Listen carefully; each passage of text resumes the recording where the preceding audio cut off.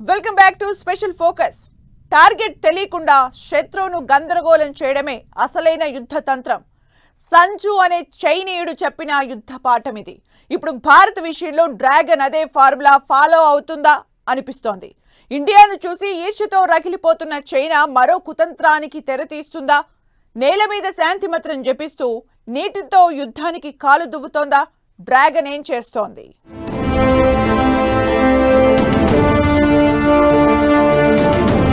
భూమి మీద శాంతి మంత్రాలు, నీళ్లతో యుద్ధ సంకేతాలు. చైనా కొత్త డిఫెన్స్ స్ట్రాటజీ. చైనా నుంచి భారీ ప్రమాదం ఉందా? బ్రహ్మపుత్ర ప్రాజెక్టు మిగిల్చిన భయాలేంటి? సూపర్ పవర్ గా ఎదుగుతున్న భారత్ను చూసి కడుపు కాలిపోతోంది చైనాకు.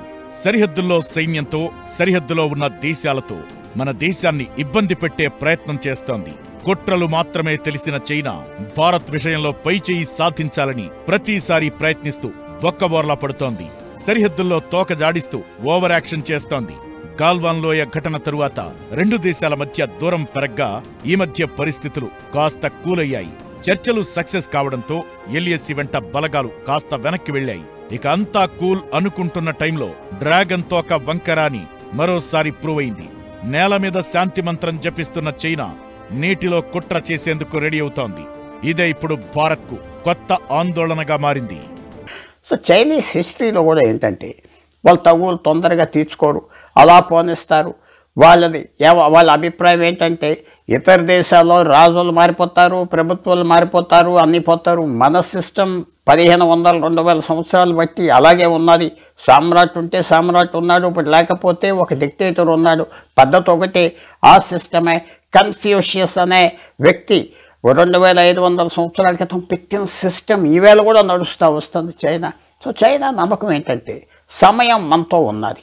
తూర్పు లద్దాఖ్లో శాంతి చర్చలు జరుపుతున్న చైనా టిబెట్లో బ్రహ్మపుత్ర నదిపై అతిపెద్ద ప్రాజెక్టుకు గ్రీన్ సిగ్నల్ ఇచ్చి మరో బాంబు పేల్చింది. చైనా మెగా డ్యాం భారతదేశానికి తీవ్ర ఆందోళన కలిగిస్తోంది. భారత్ బంగ్లాదేశ్లో బ్రహ్మపుత్ర నదీ ప్రవాహాన్ని ఈ డ్యాం దెబ్బతీసే ప్రమాదముంది. అస్సాం, అరుణాచల్ ప్రదేశ్లో పర్యావరణానికి ముప్పు వాటిల్లనుంది.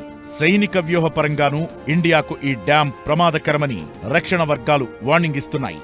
టిబెట్లో బ్రహ్మపుత్రను యార్లంగ్ జాంగ్బో అంటారు. అక్కడ ఈ నదిపై చైనా నిర్మించాలని అనుకుంటున్న జల విద్యుత్ కేంద్రం ప్రపంచంలోనే అతిపెద్దది. చైనాలోని యాంగ్జే నదిపై ఉన్న 3 గార్జెస్ డ్యామే ఇప్పటి వరకు ప్రపంచంలో అతిపెద్ద జల విద్యుత్ కేంద్రం. టిబెట్ మెగా డ్యాం దాన్ని ఓవర్టేక్ చేయనుంది. 3 గోర్జెస్ కన్నా అధికంగా ఏటా 60,000 మెగావాట్ల విద్యుత్తును అది ఉత్పత్తి చేయగలదు.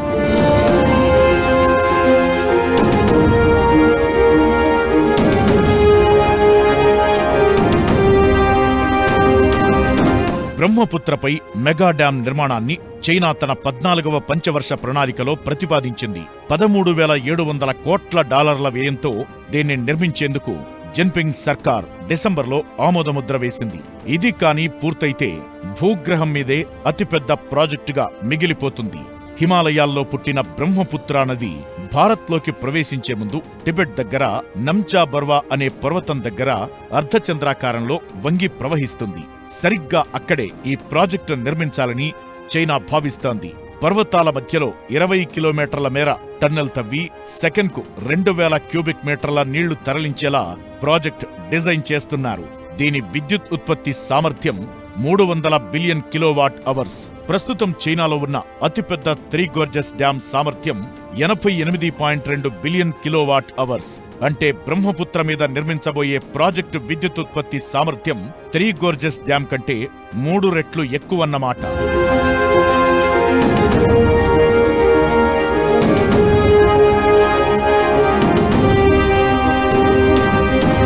టిబెట్ మీద నుంచి ట్రావెల్ అయి అరుణాచల్ ప్రదేశ్, అస్సోం గుండా బంగ్లాదేశ్లోకి బ్రహ్మపుత్ర ప్రవేశిస్తుంది. టిబెట్లో నది యూటర్న్ తీసుకునే ప్రాంతంలో భారీ లోయ దగ్గర ఈ డ్యాం నిర్మించాలని చైనా నిర్ణయించింది. ఇక్కడ ప్రాజెక్టు నిర్మిస్తే భౌగోళికంగానూ చైనాకు అనుకూలంగా ఉంటుంది. ఈ ప్రాజెక్టు పూర్తయితే బ్రహ్మపుత్ర మీద అన్ని అధికారాలు డ్రాగన్ చేతుల్లోకి వెళ్లే ప్రమాదముంటుంది. నిజానికి ఈ నది మీద చైనా ఎప్పటినుంచో కుట్రలే చేస్తోంది. వరుస నిర్మాణాలు చేపడుతోంది. బ్రహ్మపుత్ర ఎగువ ప్రాంతంలో 2010లోనే జాంగ్మో డ్యాం నిర్మించింది. ప్రస్తుతం డాగు, జియాచా, జిగ్జూ ప్రాజెక్టులు నిర్మాణంలో ఉన్నాయి. ఆ 4గింటిని దాటుకుని వచ్చిన నీళ్లను టిబెట్ దగ్గర మెగా ప్రాజెక్టు అదిమి పట్టుకునే అవకాశముంటుంది. ఇలా ఎలా చూసినా టిబెట్ దాటి దిగువ దేశాలకు నీళ్లు రావడం కష్టమే. ఇలా ఇప్పుడు నీళ్లతో రాజకీయం మొదలుపెట్టింది చైనా. దశాబ్దాల అధ్యయనం తరువాతే ప్రాజెక్టుకు పచ్చజెండా ఊపామని, డ్యాం కారణంగా దిగువ దేశాలకు ఎటువంటి ముప్పు ఉండదని అంటున్నా అది భారత్ను ఎప్పటికీ టెన్షన్ పెట్టే విషయమే. సరిహద్దులో ఏమీ చెయ్యలేమని భావించిన డ్రాగన్ నీటితో ఇప్పుడు రాజకీయం చేస్తోంది. నేల మీద శాంతి మంత్రం అంటూ నీటితో పాలిటిక్స్ చేస్తూ యుద్ధానికి కాలు దువ్వుతోంది.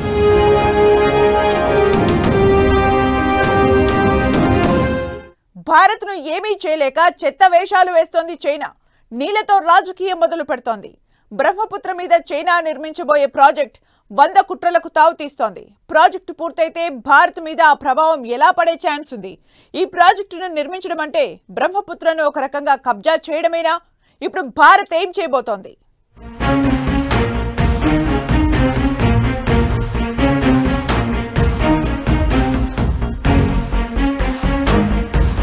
బ్రహ్మపుత్ర నదిపై ప్రాజెక్టుతో దిగువ దేశాలకు ఎలాంటి ప్రమాదం లేదని చైనా శుద్ధపూస మాటలు చెబుతున్నా వాస్తవాలు మాత్రం వేరుగా ఉన్నాయి.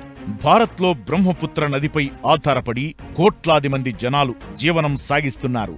వాళ్లందరిపై ఈ మెగా డ్యాం ప్రభావం చూపించే అవకాశముంటుంది.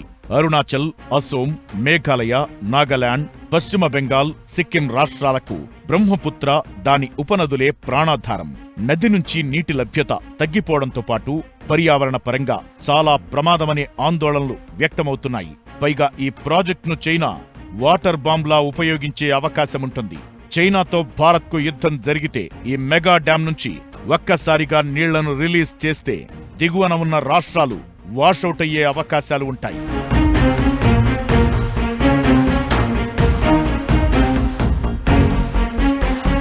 అస్సాం, అరుణాచల్ రాష్ట్రాల జనాలకు ఈ నదే ప్రాణాధారం. చైనా డ్యాం కారణంగా ఆ రాష్ట్రాల్లో బ్రహ్మపుత్ర ప్రవాహం తగ్గిపోయి నదిలో పూడిక పేరుకుపోతుంది. భూసారం దెబ్బతింటుంది. సాగునీటికి, తాగునీటికి ఇబ్బంది తప్పదు. పాకిస్తాన్, బంగ్లాదేశ్లతో నదీ జల వివాదాలు ఏర్పడినా వాటిని పరిష్కరించుకోవడానికి భారత్కు తగిన ఒప్పందాలు ఉన్నాయి. చైనాతో నదీ జల వివాద పరిష్కార ఒప్పందాలు యంత్రాంగం లేవు. బ్రహ్మపుత్రలో ప్రవాహ హెచ్చుతగ్గులు, వర్షపాతం లాంటి సమాచారం ఇచ్చిపుచ్చుకోవడానికి మాత్రమే అవగాహన ఒప్పందం ఉంది. దాన్ని 5 ఏళ్లకు ఒకసారి రెన్యువల్ చేసుకోవచ్చు. బీజింగ్ దాన్ని పొడిగించకూడదని అనుకుంటే ఇక అంతటితో అవుట్.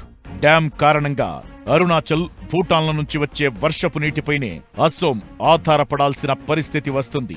భారతదేశానికి వచ్చే నీరు తగ్గిపోతుంది. దాని తర్వాత ఎప్పుడైనా స్టాక్ మనం పెట్టుకోలేనా నీరులు? ఎంత నీరు మన దేశానికి వస్తుంది బ్రహ్మపుత్ర ద్వారా మనకు తెలీదు. దాంతోపాటు మొత్తం ఈకో సిస్టమ్ మారిపోతుంది. అంటే అక్కడ ఉన్న చేపలేంటి, అక్కడ జీవన ప్రయాణాలు చేసేవాళ్ళు ఏంటి, ఇన్లాండ్ నావిగేషన్ ఏంటి, ఇవన్నీ ఇంకా మన చేతిలో ఉండవు. ఆ వచ్చే నీరు వాళ్ళు ఆఫ్ చేస్తారు, కంట్రోల్ చేస్తారు, వదిలే ఇష్టం వచ్చినప్పుడు వదులుతారు, ఫ్లడ్ వచ్చినప్పుడు, ఫ్లడ్ లేకపోతే, వర్షాలు లేకపోతే ఆఫ్ చేస్తారు. సో మనకి బ్రహ్మపుత్ర మీద చాలా వరకు కంట్రోల్ పోయింది.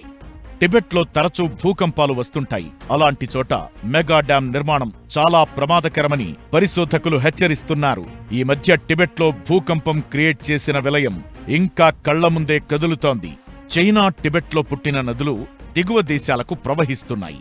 ఈ నదీ జలాల వినియోగంపై చైనాకు కొన్ని దేశాలతో ఒప్పందాలు ఉన్నాయి. అయితే డ్రాగన్ వీటిని కొన్నిసార్లు రాజకీయ దౌత్య అస్త్రాలుగా ఉపయోగిస్తోంది.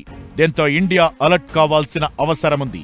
భారత్ను ఇబ్బంది పెట్టేందుకు నీళ్లతో రాజకీయం చేయడం ఖాయం.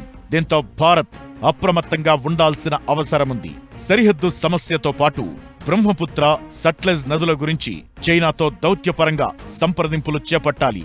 చైనా నుంచి మెకాంగ్ నది ప్రవహించే Thailand, Myanmar, Cambodia, Laos, Vietnam దేశాలతో భారత్కు గంగా మెకాంగ్ సహకార ఒప్పందం ఉంది.